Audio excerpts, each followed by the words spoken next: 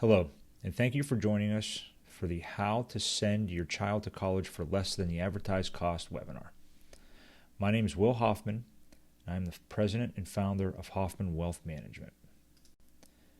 Today's agenda is going to consist of 4 different topics. First, how expensive private schools can cost you the same or less than state universities, how to get discounts from high-priced colleges, 10 mistakes parents make that cost them money and lost financial aid and tuition discounts, and why every family, irrespective of their financial situation, must file the FAFSA without any exceptions. Please pay close attention and take good notes because the presentation is loaded with strategies, insider tips, and little-known ways that you can use to make better, smarter, and more informed college selection and college planning decisions. Subsequent to this educational webinar, if you'd like to schedule a meeting with me or learn how I can help apply the information, I'd be happy to do so, and we'll explain the steps at the end of this session. The first topic is how expensive private schools can cost you the same or less than state universities. You can see here the price between public and private universities is drastically different. And what we do know is only 40% of freshmen enrolling in college graduate in 4 years, with over 500 colleges now charging more than $50,000 a year. And that's just for one child. It's no wonder that 73% of parents with children under the age of 18 worry about college funding more than any other financial topic. If a college wants to keep getting students to attend, it has to attract students who would ordinarily go to lower-priced state school. If they don't, they would eventually go out of business. Also, there are many private colleges in competition with each other, and they are looking to enroll many of the same types of students. Private schools, as well as state schools, have endowments. Some endowments are larger than others. Some allow for more of it to be used for financial aid. They use them to offer more money to the students they want, and they can use more of it in a bidding war.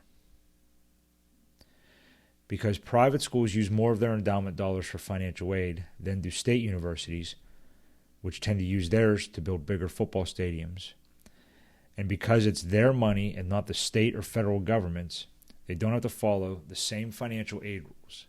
They can give the money to whomever they want, and they tend to give it to the most. They tend to give the most to the better students.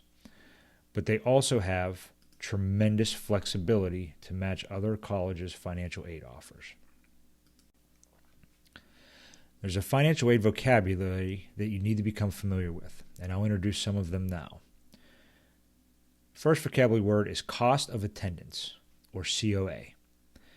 COA means all of the costs associated with going to a college. That's tuition and fees, room and board, books and supplies, personal and travel expenses. Here's a good example of a student's financial aid package.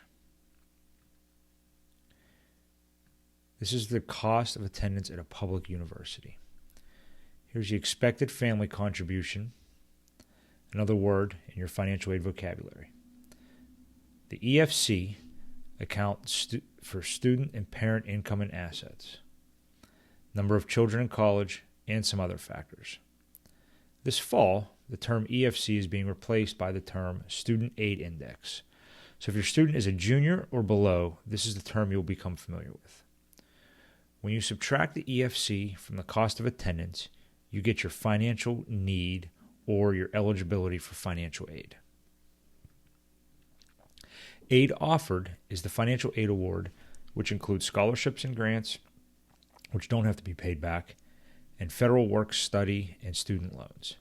In this case, we're working with a public university, and in this case, only a loan is offered. When all the aid is subtracted from your financial need, and there is a positive number, there is your unmet need or gap. In this example, the gap is $829.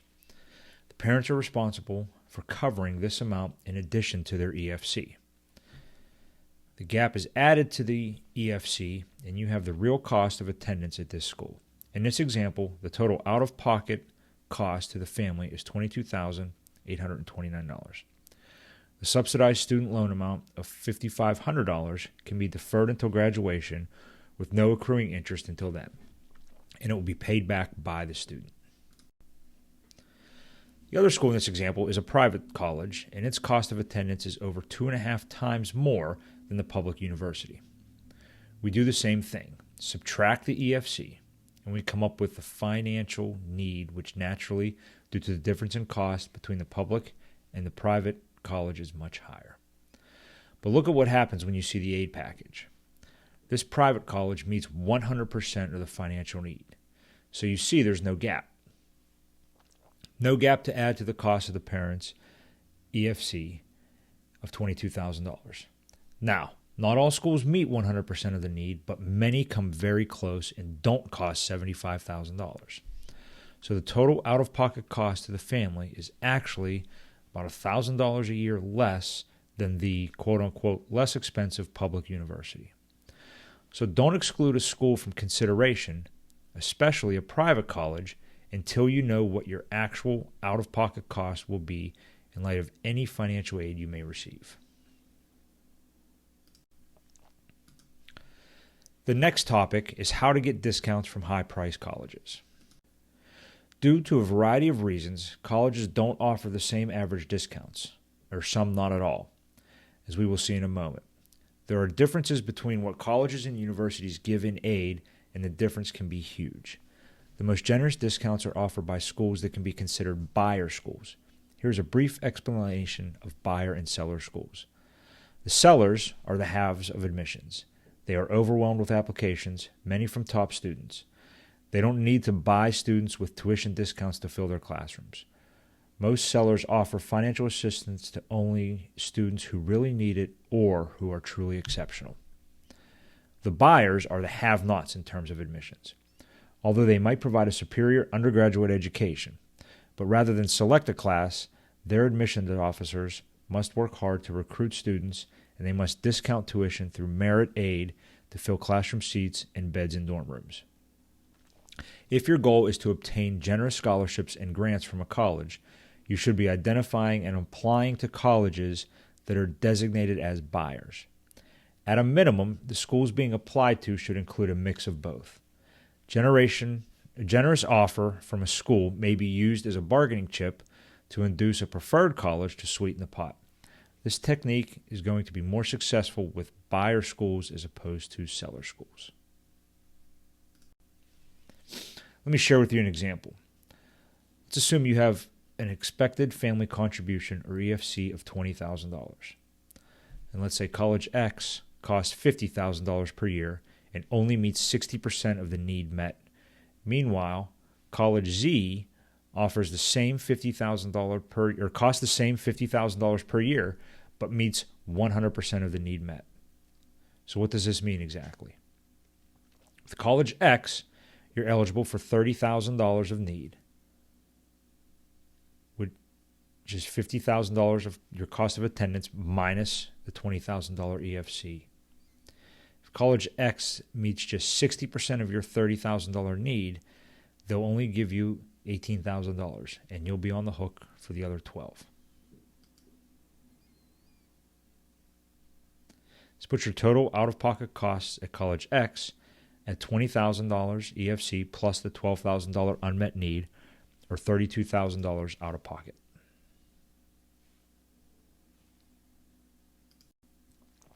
Now let's look at College Y. It has the same $50,000 price tag and the same $20,000 expected family contribution. You're also eligible for $30,000 of financial aid. Here's where things get interesting.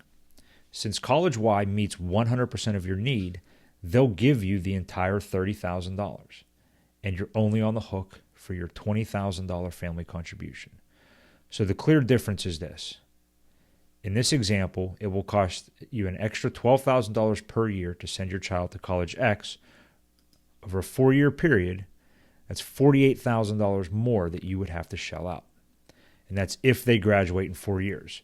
Right now, we know the average student is taking about 5.5 years to finish a college degree.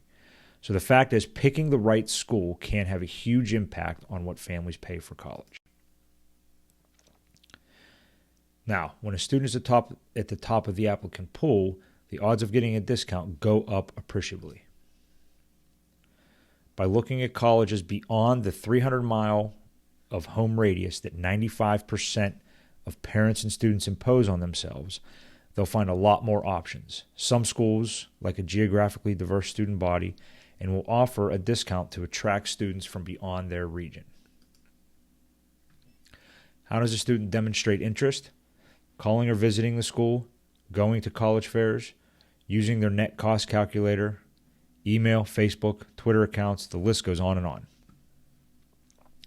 Contacts are tracked, and when the application comes in, admissions will know the student is serious. Creating competition or leveraging, this term is relative to every college and every student. By applying to competing schools, the greater the chances of a discount and getting a better one if need be. Filling out the financial aid form is something that every parent should do, including those who will get no need-based aid, because some schools won't give merit scholarships unless you do. It's very, very important that you fill out your FAFSA form every year that you're paying for or in college. Our next topic is the top 10 mistakes that parents make that cost them money in lost financial aid and tuition discounts. Mistake number 1 is thinking their income or assets are too high. A lot of people mistakenly assume that they won't qualify because they earn too much or have too much. Sometimes that is the case, but often because of any number of factors like divorce or unusual expenses, number of children, taking care of aging parents, or the college has different criteria for determining need. Don't guess or assume anything when it comes to financial aid eligibility. For families that will not qualify for any need-based aid, it is a huge mistake not to complete and submit the FAFSA. It has nothing to do with need-based aid, but it can cost the family thousands of dollars on their college costs. We can reveal why during our free consultation. Mistake number 2, rushing through the process. One thing that every person involved with admissions says is to start early. Take your time, do your homework, and start early with this process. Mistake number 3 is picking the wrong schools. It is imperative that you pick schools where your child lies in the top 20% of the incoming freshman class with respect to their GPA and SAT, ACT scores. Although schools give financial aid based on your calculation of need at their school, they will definitely give preferential packaging to students who lie in the top 20 to 25% of the incoming class. The reason they do this is to attract better students to their school. You should use this to your advantage. Mistake number 4 is applying to fewer than 6 colleges. If the student applies to fewer than 6 schools, the odds for a good financial aid package are much less than if he or she applies to 10. The more colleges apply to, increase the odds of getting a really good package that can be used to leverage a better one at another school. Which schools to apply to? As I shared previously, you should be applying to a mix of buyer and seller schools if your goal is to maximize tuition discounts. For families that won't qualify for any need-based financial aid, and for families that will qualify, you can use a generous financial aid award from one school as a bargaining chip at a preferred school. Mistake number 5 is assuming all financial aid is the same. All schools are not created equal and will not be able to give the family the same financial aid package. Some schools have big endowments and will get a lot of money from alumni and corporations. These schools have more money to give out and are generally able to meet most of a student's financial need at their school. Other schools don't, so it can actually end up costing you more to send your child to a cheaper school if they don't have the money to meet your need. You should know each school's history of giving money before applying, so you're not disappointed when you get a bad financial aid package from your child's top choice. Mistake number 6 is not knowing the formulas that determine the expected family contribution. If you don't know how financial aid is determined, and if you don't know the difference between included income and assets and non-reportable income and assets for purposes of filling out financial aid forms, you should, because where you keep your money will matter. Number 7, not applying at all. This should actually be the number 1 mistake. Lots of parents, for lots of reasons, don't bother to apply, and this is a big mistake. There are many colleges that won't offer merit money unless you fill out the forms. Yes, they are a pain. Yes, they are confusing and counterintuitive. And yes, they take hours to complete. But they must be filled if you want to get free money. And if for some unfortunate reason a bad event takes place, the college has your information and is in a position to help you. Number 8 is thinking your CPA or tax preparer can do this for you. Fortunately, CPAs and tax preparers are tremendous at tax planning and preparation, but not financial aid planning. For example, a CPA or tax preparer may suggest that you put all of your money in your child's name to save money on taxes. While this advice is well-meaning, it will usually kill most or all of your chances of getting financial aid. Also, CPAs and tax preparers are not trained in filling out financial aid forms. In many cases, they will unknowingly fill these forms improperly and make even a minor mistake can often be an expensive one. Mistake number 9 is responding to a college's offer too soon. Do not respond to the first college that sends you a financial aid package. Instead, wait until the financial aid packages from all of the schools your child was accepted to have arrived and have been evaluated for fairness. Your strongest leverage is a competitive package from a similar caliber school. That aid package could be used as a bargaining chip to get a better deal from your child's first choice. And number 10 is foregoing professional advice. If you were sued, even for a small amount, you would contact a lawyer. You wouldn't likely call the other guy's attorney.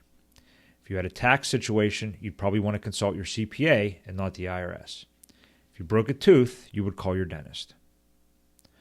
So when you're faced with one of the most expensive purchases of you or your child's lives, please do not try to become a financial aid or admissions expert. I'm not saying you can't do this yourself. You can, if you're willing to do the work. And then you'd only be practicing on yourself, and practice is for making mistakes and learning from them. You don't have the luxury of making a mistake here. Consider the advice of a professional that can help you through this process and make sure that you get everything that you are entitled to. And the last topic is why every family, irrespective of the financial situation, must file the FAFSA without any exception. The FAFSA is the free application for federal student aid. We've talked about this a lot and why it's important to file this form. And the school can't see your ability to pay, which is revealed via the financial aid forms. They have no other way of knowing what the family's financial situation and ability to pay is. Let the schools see the others you have applied to. This will work in your favor when leveraging schools against one another to have them sweeten the pot. Parents like their children to have some skin in the game and feel that borrowing part of the cost is good. Others don't. For the less affluent, they are a must.